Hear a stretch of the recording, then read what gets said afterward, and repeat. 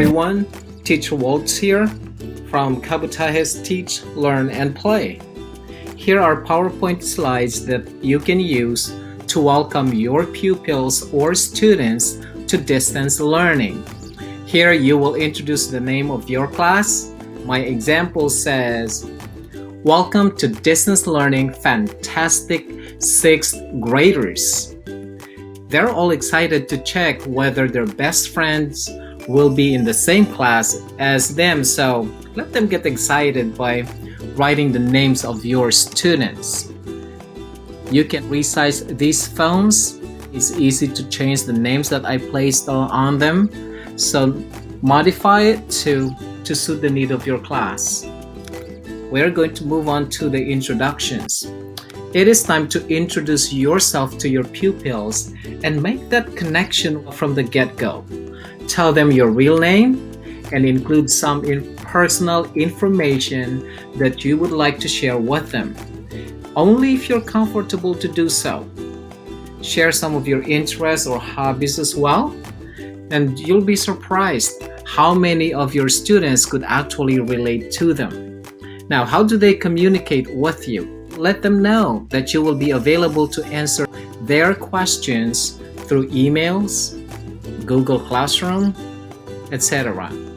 And check with your school's policy as to what you can and what you cannot share.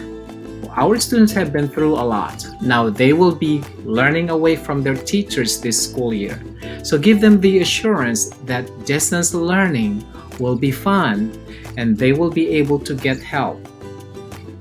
Especially at this time of pandemic, start by building a growth mindset in your students. Let them know that it is okay not to be perfect, but they have to maintain a growth mindset.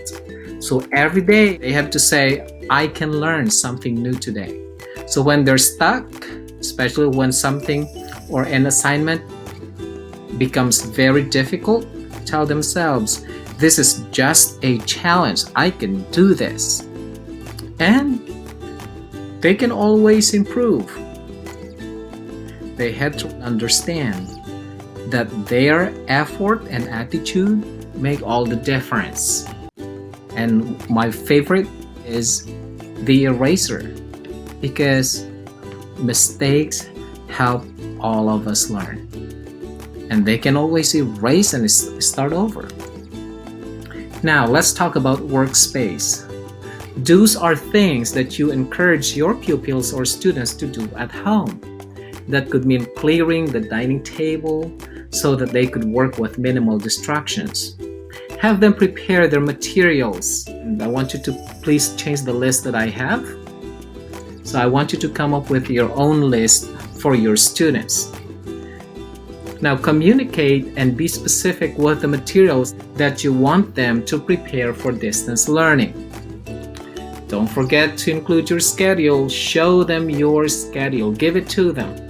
If your school will require you to be online to answer questions from your students, tell them when they can do so. So for example, if it is from 9 a.m. to 1 p.m., Mondays through Fridays, tell them that. Then you are not going to answer any questions beyond 1 p.m.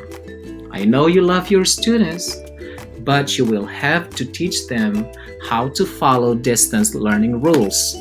If they email you after 1 p.m., for example, they will have to wait for the next day for you to respond to their questions. This way, you are not only teaching them how to respect your time, but helping yourself keep your integrity as well. Now, you need to find a balance between work and personal matters to avoid possible burnout. Assignments and grading. Communicate your grading expectations.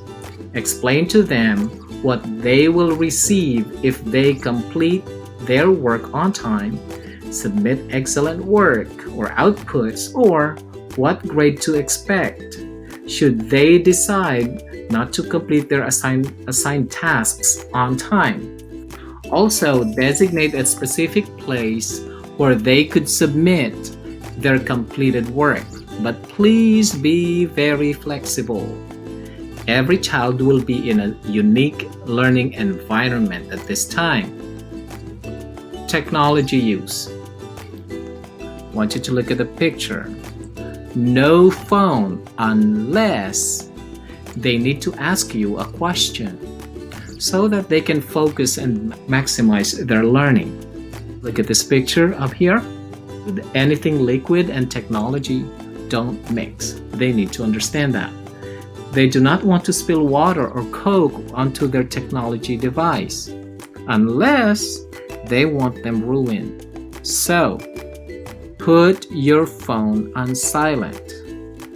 Do not eat nor drink or in front of your computer.